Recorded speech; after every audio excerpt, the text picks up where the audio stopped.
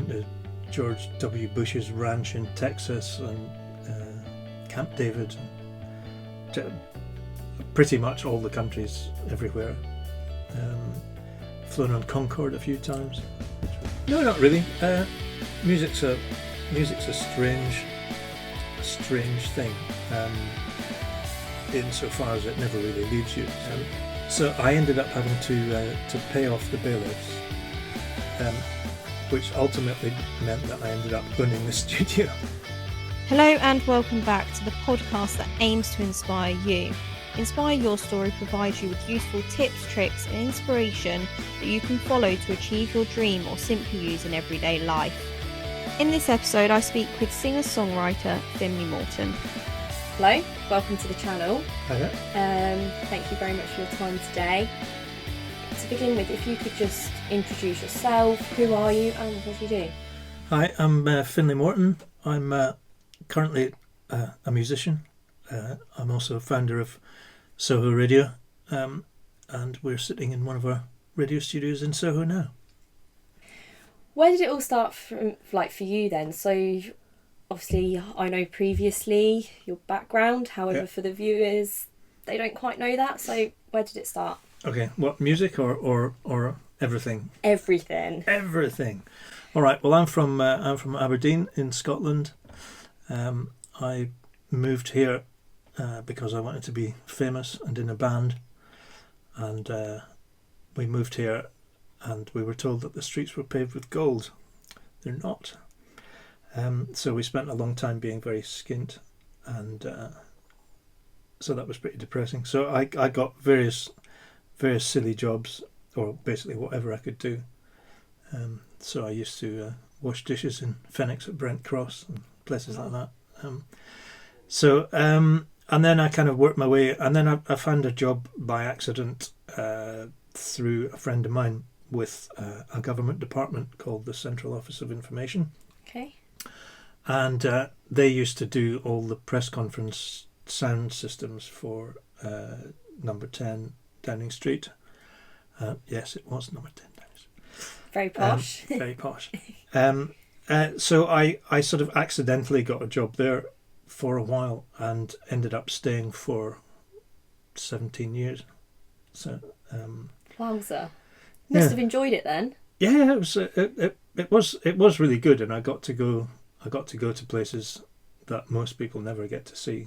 I've been into the White House, I've been to the Kremlin, and historical events. I went to the Hong Kong handover in '97. I've been to George W. Bush's ranch in Texas and Camp David, and pretty much all the countries everywhere. Flown on Concorde a few times, which was kind of cool. That's proper cool, not just kind of cool. Yeah. No, that was really good. I mean, we that was when Tony Blair went to the G7 summit it was in Denver. So there's really iconic TV pictures of Concorde flying over the Rocky Mountains into Denver. It's fabulous. Yeah. I'm quite jealous right now that you managed to do that. That's pretty epic. Cool. Going back then, so you said you came over, you wanted to be famous. We'll go into that a bit more in a bit. But how did it make you feel going from being skint to all of a sudden having a job that is pretty cool and completely different? Yeah. Well, it was just, I was really grateful, frankly. A mate of mine who ran the department gave me a job when there weren't many jobs around. So it was just nice. But like when you're in those situations, that although it's interesting, you're not there as a tourist. So there is a slight disconnect about you're there to do a job, therefore you don't really get caught up in the moment. Yeah. Although there's been a few moments where we have been literally caught up. I was in Gaza with Robin Cook, the Foreign Secretary, once, and we got attacked by all these Israeli settlers. Wow. who were throwing rocks at us and stuff. So that was That was pretty scary. But we've had missile locks on our airplane in Bosnia and Iraq and places like that. So I'm still here, touch wood. So all good so far. Yeah, that's a good sign that you're still here. I mean, especially for me, otherwise I wouldn't be interviewing you right now. Good point. So, good point. Did you ever feel like you sort of failed in your career at that point? The fact that you had to get another job? No, not really.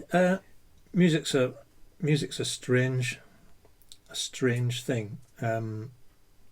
Insofar as it never really leaves you. So, whether or not you're being successful at it is kind of beside the point. Mm-hmm. Because it's just there. So I basically didn't do much, playing or anything. Basically because I didn't have any time. I mean, we were slapping around the world all the time.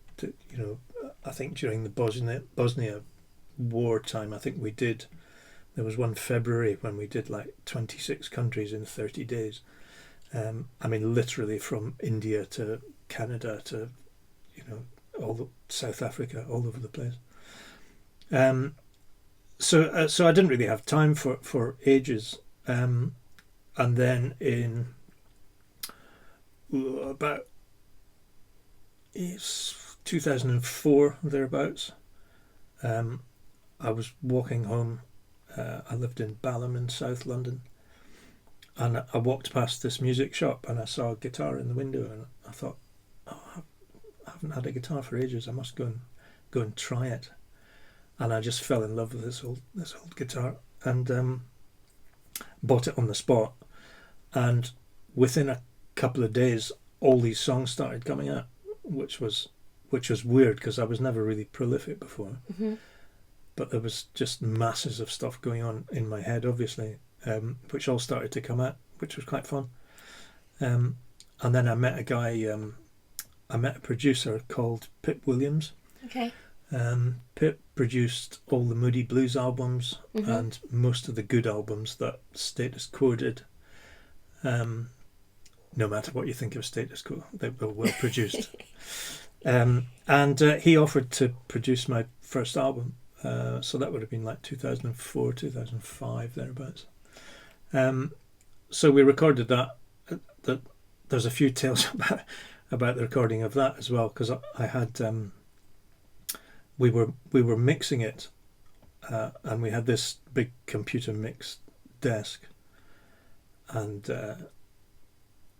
we were sort of halfway through mixing the album, and there were all these bangs on the front door of the studio, and it turned out that the people that owned the studio hadn't paid any rent for 5 years, and these were the bailiffs coming to take all the equipment away.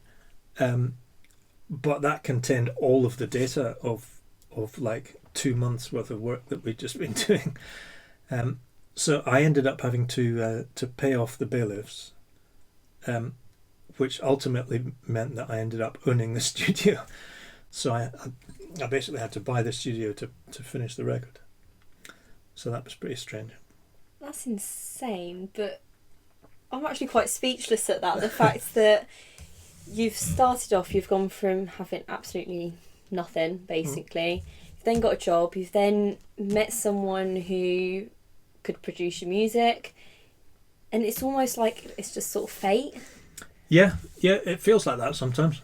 I think things just happen sometimes, in a certain order, and yeah, it does seem like fate sometimes.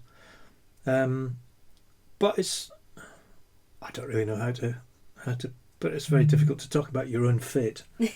True. 2008, I was mixing another album. These things always seem to happen when I'm mixing albums. There's definitely something going on here. So halfway through mixing an album called Back to Basics, I had a heart attack. And so I was at home in the morning and I woke up and I thought, I feel a bit strange, It feels like there's an elephant sitting on me. and then my arms were really heavy, and I thought, hang on, those are all the signs of a heart attack. I thought, blimey. So I had to, because I live on my own, I had to phone an ambulance for myself.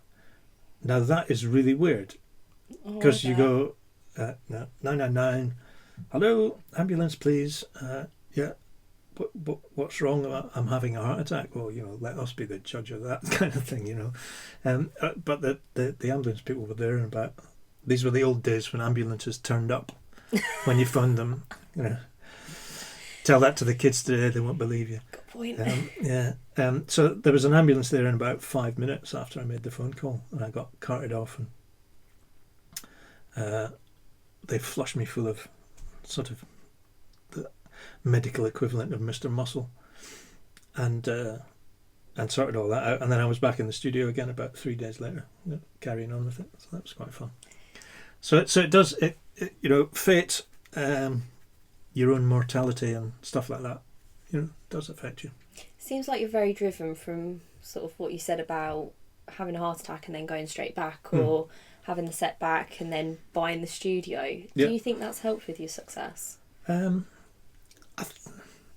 guess it must do. I mean, when we set up Soho Radio, that was very much okay. That's a really good idea. Okay, let's go and do it. And we had to go and find premises and stuff like that. So it's. I think most of the things that I'm involved with, I like to sort of grab hold of and grab them by the throat or something. That's probably the wrong phrase. No, I don't know really. So in that case, would you say you're the type of person who gets an idea and just does it? Yeah. Or is it more of the case you sit on it, wait for a bit and then do it? If it's something I like, I usually just go for it. Mm-hmm. Life's too short to not, and I would advise everybody to do the same. If you really, really want to go and do something, just go and do it, because you might be run down by a bus tomorrow. I love that terminology. Do you know what? I always use that, and people sort of look at me, and it's like you could literally walk out tomorrow, get hit by a bus, and you're going to be like, oh, I wish I'd done that. Or I know you wouldn't really know, but no, even still. Yeah. Well, nobody knows what's around the corner. I mean, I've had friends over the years who've, completely out of the blue, have had a heart attack or had a stroke or literally been run over. So you never know what's around the corner. So, go for it. Grab it with both hands and run. Go for it. Has there ever been anything that you've done that with and it's sort of bit you in the backside? No.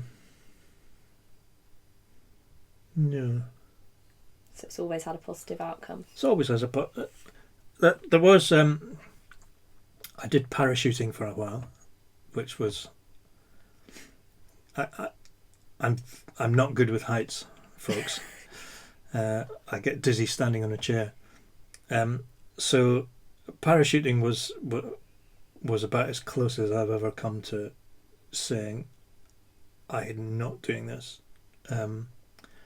Particularly when the when you start, you have it's called a static line, so you're kind of attached to the airplane, and when you jump out, it automatically pulls your parachute out, so you don't have to do it yourself. Because some people panic and wouldn't do it. So I thought, okay, well that'll be easy. So even if I kind of freeze, they'll still push me out the door, and that'll be okay. And then when we started doing our training for it, it became clear that we were going to jump out of one of these little Cessna planes. So you've got the body of the airplane, and then the wing goes across the top. Okay, yeah. And then there's a sort of stanchion thing, and then there's a wheel on. So the way you had to get out of this airplane was they opened the door, and you had to get out and hold on to the wing strut thing that's at an angle and stand on a little piece of wood that was over the wheel. until they said go. So you actually you were already outside the aeroplane before you jumped. And that was undoubtedly the most terrifying thing I've ever done. It was brilliant when I was on the ground. Safely. Safely. But that was definitely the scariest thing I've done. How did you push past through that fear? I don't know. Some people do, some people don't. There were lots of people who didn't. Really? Yeah. Lots of people just wouldn't get out. And a bit later you get to a point where they open the door and you sort of sit on the edge with your feet dangling out, and they tell you when to roll out, and lots of people got stuck in the door and they had their arms out to hold them in and just would not move, no matter what. I've seen a few instructors trying to push them out with their feet. But no. So some people's self-preservation kicks in. Mm-hmm. Mine doesn't, for some reason. I used to race sidecar outfits as well. So I used to do all these stupid things. Yeah, it seems that way. It seems like just random, but it's great. I love it. Knowing you were scared of heights, what made you go, yeah, I want to go and jump out a plane? Do you know, I've got absolutely no idea. A friend of mine at the time had said he quite fancied doing it, and I thought, well, why not? Can't be that hard. Let's talk about your music. So what exactly is it you do in terms of music-wise? Yeah. You started this interview by saying you wanted to become famous. Well, I think is that still the case? I think that's that horse is probably bolted. But I think everybody that I started playing guitar when I was 10. And when you're at school, and you're playing guitar and you're sort of 14 or 15, and it's a cool thing to do. You imagine yourself being famous, so that's kind of where that comment really came from. But being famous has kind of become a sort of Kardashian sort of thing, so it means something different now, and that's where the X Factor stuff kind of comes from. It's like, people are desperate just to be famous, not necessarily for anything in particular, just for being famous. So being famous, no, I'd like to get some credit for the music that I'm producing. I've done 5 albums now. I'm in a sort of soft, sort of classic rock, but not heavy rock, even though I've got long hair. Long hair doesn't mean that you're bad, So it doesn't, it's soft melodic pop rock stuff. In the style, I guess you would, if you want to put me in a box, it's kind of Tom Petty and the Heartbreakers, that kind of vibe. So classic American style rock. Why rock? Why rock? Just because it's kind of got a beat to it, and it's guitar based, so that that pretty much always gets called rock. But I try to have nice melodies and catchy hooks.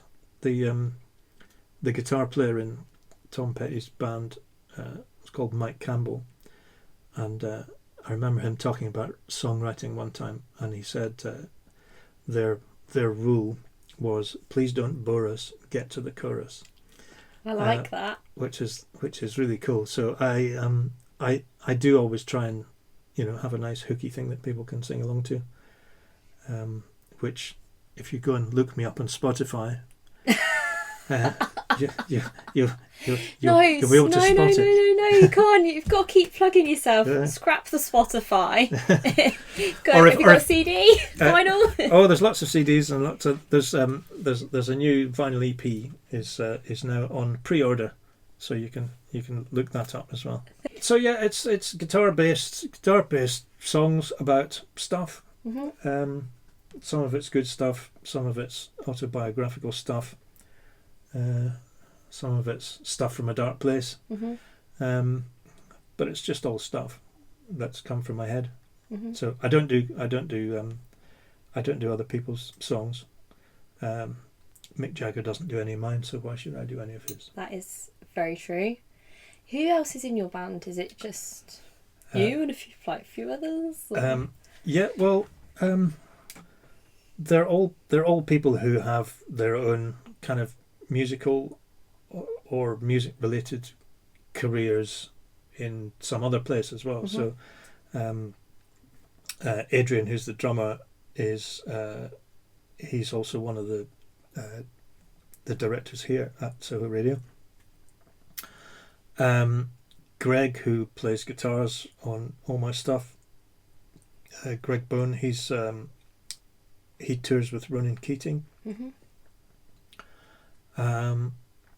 Richie, the keyboard player, I can't remember who he's touring with at the moment, but he tours as a keys player on those bands. Jonathan Noyes, the bass player, played with Archive and Jeff Beck, I think, and people like Mm-hmm. that. So these are all very highly skilled musicians in their own right. You've not long gone back into making the music. Where do you see it going from here, from where you are now? Say, I don't know, fast forward 5 years, where do you want to be? I've got absolutely no idea. It'll go where it goes. These things have a habit of just finding their own route to somewhere. Mm-hmm. But I'd like to play some more shows, because basically we haven't been able to play any shows anywhere for 2 years because of the COVID thing. Nobody's been able to travel. Promoters haven't been able to put festivals on or gigs on. And even now they're a bit reluctant to book stuff up. So I'm looking at probably doing a tour maybe February, March next year. Mm-hmm. Is about the earliest that we can think of. And I'll be recording more stuff before the end of the year, and hopefully that will result in another album. And it'll just keep coming out of my head, and stuff coming out of my head and going onto some sort of recording device, even onto the dreaded S word, and it'll do its own thing. Just keep going. Yeah. If there's anybody listening that wants to put any of my music onto a feature film, please call me now. Love that. I'm loving all these plugs today. You do so much. So out of absolutely everything, where does your main passion lay? Ooh, that's tough. I guess I would have to say music, just because that's been there as long as I can remember. So, As in making music? Yeah, and listening. When I was learning guitar way back in the dim distant past, in order to learn guitar successfully and learn different techniques, you have to listen to lots of different things. So it helped that my older brother used to run a record shop as well, so he was always coming home and saying, "Hey, listen to this." But I would be listening to the current chart stuff at the time, but then I might be learning to play in a blues style, listening to the old kind of Delta blues guys from the 30s, or Django Reinhardt from the 40s, playing jazz. So I think it's good. It's a good tip to listen to lots of different types of music. Don't just get stuck in rock or jazz, or listen to lots of different things. I have a friend who basically hasn't listened to anything new since the second Queen album in 1970, whatever that was. Really? Yeah, No. won't listen to anything, and he only listens to Queen records and stuff from sort of a 5-year period. So consequently, he knows nothing about music at all, apart from, he's good at quizzes. Just educate yourself a bit on listening to lots of different things, because there's lots of great stuff out there. And if you listen to Soho Radio, which I'm sure you will now because you've downloaded the app, you will hear lots of different things. If you listen to the morning sort of breakfast show, that you can hear. I guarantee you, if you listen for an hour, you'll hear 4 songs that you've never ever heard before in your life. I see. I like that because I have a real wide range of music taste. Yeah. So I love that, and I definitely need to listen to Soho radio station. You do. Definitely. The Sunday morning hangover cure is an absolute must. Oh, do you know what? Yeah, no, that is a must. Love a bit of a hangover cure. Yeah. Finley, thank you very much for your time today. It's been Nice to meet you. No, and you. Finally, though, before you go, I do have 10 very quick random questions. Yeah. Just to get you thinking a little bit. Yeah. Are you ready? Okay. Sure? Yeah. Right. Number 1, favourite musician. Tom Petty. One thing that you're grateful for. Having a lot of guitars. That is a good one. I like that. And I like how quickly you come back with the grateful. I've had, I've got 76, I think, at the moment. You could start your own music shop. Maybe that's like the next. Could be the next thing if I ever have to sell them all. Yeah, that would be. Yeah. So it takes up a lot of room in my very small 1-bedroom flat. But I bet you need a room just for all your guitars, or like a house for your guitars. Just about. Next question. Yeah. Told you they're random. Lemon or lime? Lemon. Next one. Favourite memory ever? Favourite memory? Mm-hmm. Goodness.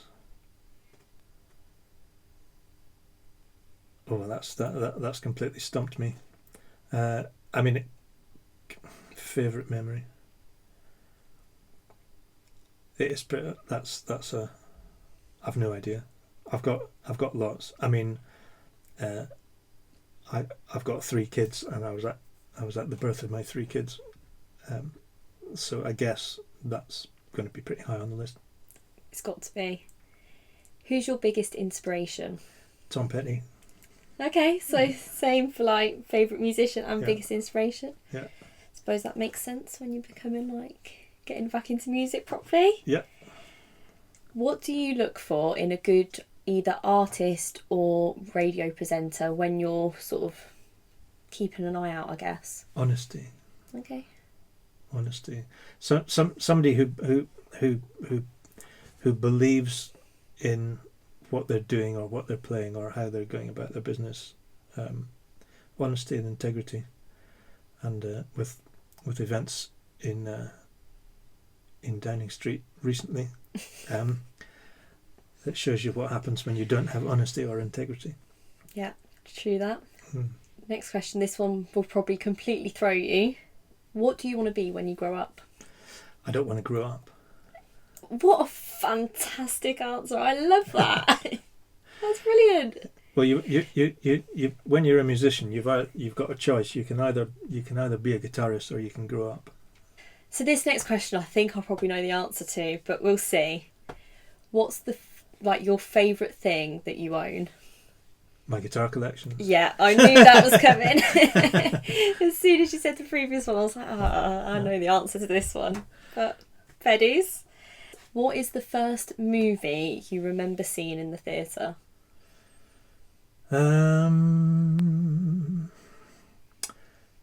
It was. I was taken for my birthday to see.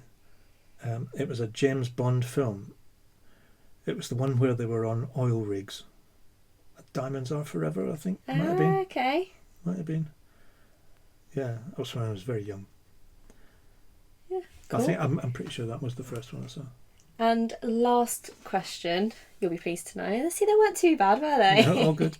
One bit of advice for anyone who's watching this, can be anything, bit of life advice or whatever comes to mind first. Yeah. Well, stick to your guns, do what you believe in, and if you really, really, really want to do something, don't hang about, go and do it now. Fantastic. Finley, like I say, thank you very much for your time today. It's been great talking to you. Thank you.